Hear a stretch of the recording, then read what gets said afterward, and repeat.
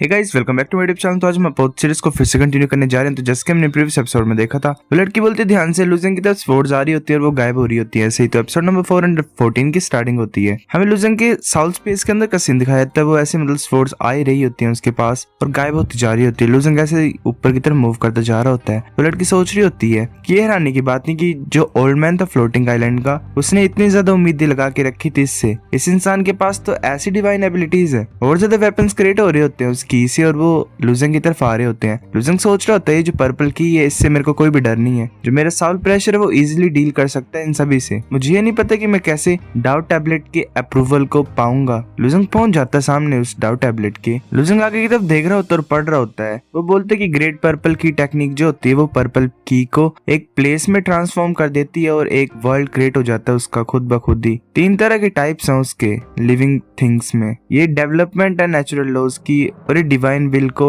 Define ही कर सकती है। वो ऐसे ऐसे पढ़ ही रहा होता है और बोलता है कि अच्छा ऐसी बात है। जो पर्पल की टेक्निक है वो एक ट्रू एसेंस की अलग से मैनिफेस्टेशन है। मतलब ट्रू एसेंस ये पर डिफरेंट टाइप की ट्रू एसेंस है, पर इसके पास एबिलिटी एक वर्ल्ड को क्रिएट करने की उसकी हेल्प से। तो अच्छा जो पर्पल एक्सट्रीम रेलम है यूनिवर्स ऑफ ग्रेट एक्सपेंस में, वो एक आइसोलेटेड वर्ल्ड है। मास्टर विल बोलता है जो ग्रेट पर्पल की टेक्निक है जब से पूरी तरह से कल्टीवेट कर लेते हैं लास्ट तक, तो एक वर्ल्ड ओपन हो जाता है गॉड डोमेन में अकेले, जिसे पर्पल हेवन एब्सोल्यूट लैंड बोला जाता है। मतलब नॉर्मल सी बात है कि इस टेक्निक को कल्टीवेट करके एक वर्ल्ड क्रिएट हो सकता है। ऐसे तो ये जो वर्ल्ड होता है ये यूनिवर्स के साथ कम्पीट नहीं कर सकता है, पर ये स्ट्रॉन्गर होता है किसी ऑर्डिनरी इंटरनल वर्ल्ड से। हाँ जीजियो है जो एक मतलब लड़की है, उसे सबसेंट बोला जाता है क्योंकि पर्पल हेवन एब्सोल्यूट लैंड है उसकी। लुजेंग बोलता तो अच्छा ऐसी बात है। वो सोच रहा होता है ऐसे लुयान के पास भी एक्सट्रीम पर्पल इन फिजिक है जिसे फादर ने दिया है। मुझे नहीं पता उसने ग्रेट पर्पल की टेक्निक को कल्टीवेट किया या फिर कोई शायद दूसरा डिवाइन डाउ उसने चूज किया हो। मैं ये सोच रहा हूँ कि फादर के कोई और प्लान्स है क्या। लुजेंग फिर हैरानी से आगे की तरफ नोटिस करता है, सोच रहा था तो स्ट्रेंज है कुछ ज्यादा ही। जो इन्फिनिटी रूलर था मेरे माइंड के अंदर वो स्पिन क्यों कर रहा है। वेल वो इन्फिनिटी रूलर इसे इसके फादर से मिला है। वो जो रूलर होता है उसके लास्ट में एक लाइट टाइप ग्लो होती है, वो ऊपर की तरफ मूव कर रही होती है लाइट, वो पूरी तरह से ग्लो कर रही होती है। मास्टर विल भी हैरान हो जाता है, बोलते ये क्या चीज है। लुजेंग की आईज ग्लो होती है और वेल वो ऑरेंज हो जाती है। वो आगे की तरफ देख रहा होता है, सोच रहा होता है मैं समझ गया हूँ ट्रू मीनिंग क्या इस पर्पल की डिवाइन डाउ का।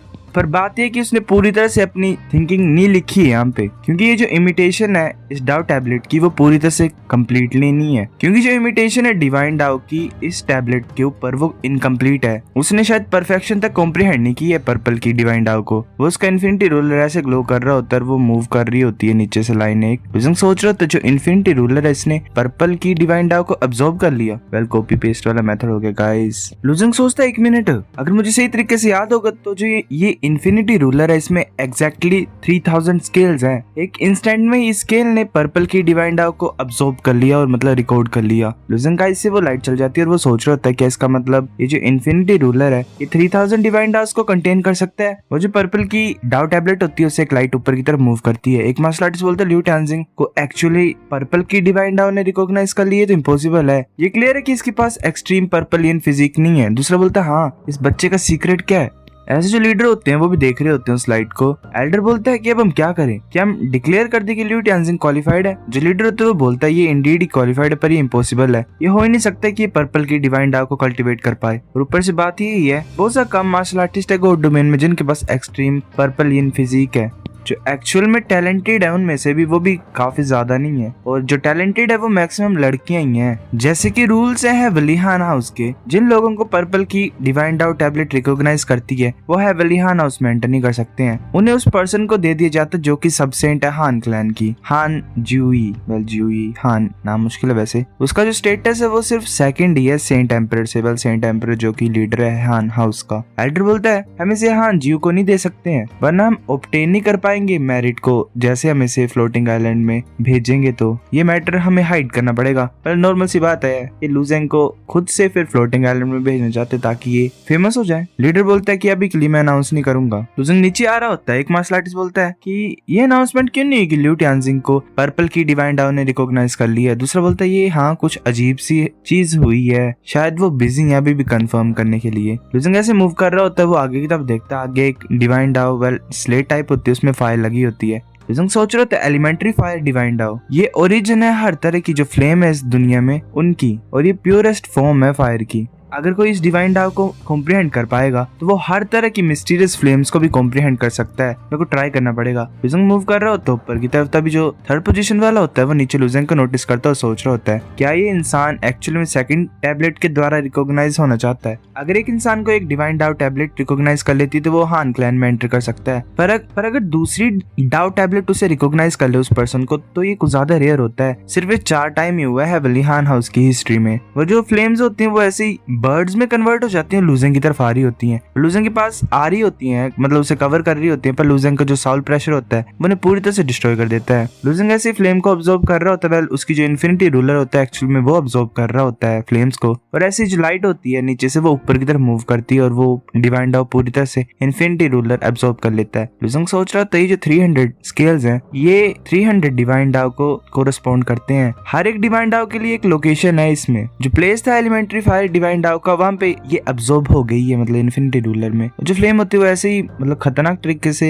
फैल रही होती है वहाँ। लुजेंग बोलता है जो एलिमेंट्री फायर डिवाइन डाउ है वो फायर सोर्स है, जितने भी फायर लॉज है वो एलिमेंट्री फायर डिवाइन डाउ से बने हुए हैं। ये जो डिवाइन डाउ ये 4 डिफरेंट लेवल्स में डिवाइड किया गया है। जो फर्स्ट लेवल है वो फायर को कंट्रोल करना सिखाता है, जो सेकंड है वो फायर को क्रिएट करना सिखाता है, जो थर्ड है वो स्प्लिट एसेंस से रिलेटेड, और जो फोर्थ है वो फायर को ऑब्जेक्ट्स में कन्वर्ट करने के लिए है। इन्फिनिटी रूलर उसे पूरी तरह से मतलब एब्जॉर्ब कर लेता है और वो ग्लो कर लेता है, लास्ट में करती है वो। लुजेंग सोच रहा होता है मैं सक्सीड कर गया, इस तरीके से मैं पूरे 3000 डिवाइन डाउस को कंट्रोल कर सकता हूँ, पर मैंने अभी एक असली टैबलेट नहीं देखी है और जो भी यहाँ पे डाउस है वो परफेक्ट नहीं है। इतना ज्यादा आसान नहीं होगा 3000 डिवाइन डाउस को ऑब्टेन करना, मेरे को धीरे धीरे करना पड़ेगा। वो जो डाउ टैबलेट होती है उससे फायर ऊपर की तरफ मूव करती है। एक मार्शल आर्टिस्ट बोलता है यहाँ पे चल के लियू टानजिंग को एक्चुअल ने मतलब सेकंड टैबलेट ने भी रिकॉग्नाइज कर लिया। दूसरा बोलता है कि मैंने अपने सपने में भी ये नहीं सोचा था कि मेरे को कोई डिवाइन डाउ टैबलेट रिकॉग्नाइज करेगी। इतना ज्यादा टाइम मैंने कॉम्प्रिहेंड करने के लिए लगाया, मैं कुछ भी अचीव नहीं कर पाया, पर ये इंसान ऐसे कैसे कर रहा है जैसे नॉर्मली पानी पी रहा है। वो जो ओल्ड मैन होता है मतलब लीडर वो अनाउंसमेंट कर देता है कि मिस्टी माउंटेन विलेज लियू टानजिंग इसे एलिमेंट्री फायर डिवाइन डाउ ने रिकॉग्नाइज कर लिया। लुजेंग नीचे आ जाता है। लीडर फिर बोलता है कि एट लास्ट एक जीनियस आ गया हमारे हेवनली हान हाउस में। लुजेंग तीसरे के ऊपर जा रहा होता है, पहले एक और डिवाइन डाउ टैबलेट के ऊपर। थर्ड पोजीशन वाला सोच रहे थे तो इम्पॉसिबल है, ये पर्सन ने एक चीज को डिसाइड कर ही नहीं रहा है एक डिवाइन डाउ की टैबलेट के ऊपर, मतलब एक को, ये तो एक एक करके सभी को कॉम्प्रिहेंड करने की कोशिश कर रहा है। एक मार्शल आर्टिस्ट बोलते मैं बिलीव नहीं कर सकता हूँ, ये और ज्यादा डाउ टैबलेट्स को ढूंढ रहा है कॉम्प्रिहेंड करने के लिए। दूसरा बोलता है अगर इसे ब्लैक टोर्टोइस डिवाइन डाउ टैबलेट भी एक्नॉलेज कर लेगी तो मैं एक्सेप्ट कर लूंगा इस फैक्ट को।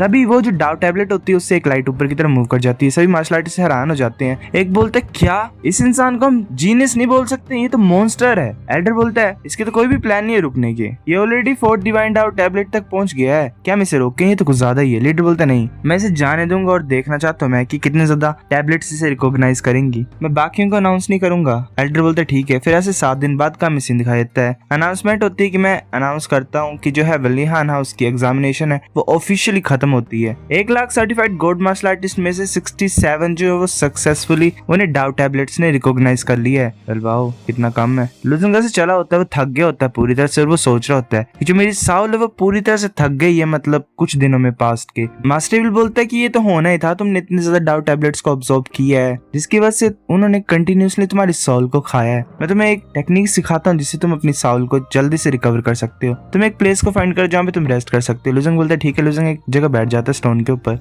थोड़ी देर के बाद लुजेंग जाग जाता है और बोलता है अब रिलीफ की बात है, मैंने 260 डिवाइन डाउस के इंटरनल मोमेंटम को अब्सॉर्ब किया है। मास्टर इविल बोलता है कि जो रूलर है मतलब तुम्हारा जो फादर है वो तो कुछ ज्यादा ही अनरीजनेबल है। मैंने गॉड डोमेन को इतने ज्यादा सालों से घूमा है, मैंने कभी इस तरह के डिवाइन ऑब्जेक्ट के बारे में सुना ही नहीं। एक first rank supreme primitive weapon भी जो होता है उसके पास भी ऐसी एबिलिटी नहीं होती है 3000 डिवाइन डाउस को होल्ड करने की, ये चीज है क्या? लुजेंग हंसता और बोलता है मुझे भी नहीं पता, मैं न्यू डाउस को कंट्रोल मतलब ट्राई करना चाहता हूँ। वो अपने हाथ पे फाइल ले आता है, एक मतलब पर्पल कलर की। लुजेंग बोलता है जो पर्पल की है वो काफी ज्यादा रास्तों में आगे स्प्लिट हो सकती है। जो ग्रेट पर्पल टेक्निक है वो ऐसे लोस से बनी हुई है, इससे मैं स्वॉर्ड एरेज भी बना सकता हूँ। ये हैरानी की बात नहीं कि जो जियोकिन है उसने आसानी से गॉड स्लिंग स्वॉर्ड एरे को मतलब प्रैक्टिस कर लिया था। लुजेंग अपने उस पर्पल की से एक बर्ड टाइप क्रिएट कर लेता है। वो जो बर्ड होती है ड्रैगन टाइप, वो लुजेंग के अराउंड में घूम रहा होता है, द्वारा लुजेंग के हाथ में आके गायब हो जाता है। लुजेंग बोलता है मैं ब्लैक टोर्टोइस डिवाइन डाउ को ट्राई करता हूँ। लुजेंग ऐसे यूज करता है, उसे एक शील्ड टाइप क्रिएट हो जाती है आगे। आगे। लुजंग हैरान हो जाता है और बोलता है ये क्या चीज है। मास्टर एविल बोलता है ये प्रोटेक्टिव शील्ड है, ब्लैक टोर्टोइस डिवाइन हाउस है। एक इंसान वहाँ पे आ जाता है और बोलता है कि लियू टानजिंग जो हाउस लीडर वो तुम्हें देखना चाहता है। लुजंग सोच रहा होता है कि हाउस लीडर चाहता है क्या मेरे से अकेले क्यों मिलना चाहता है वो।